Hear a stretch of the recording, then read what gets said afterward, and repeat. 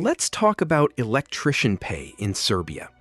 On average, an electrician in Serbia earns around 13,900 US dollars a year.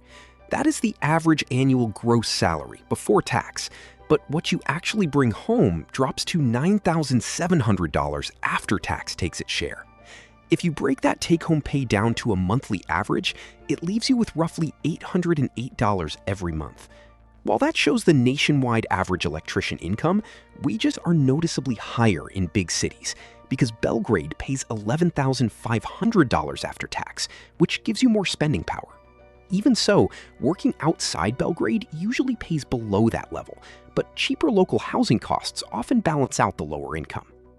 Starting out as a beginner means your electrician salary in Serbia sits well below the main average. Pay goes up pretty quickly once you gain hands-on experience, though it tends to plateau unless you take on more responsibility. That is why having a university degree can help you advance into higher-paying roles, like an electrical engineer or a project manager.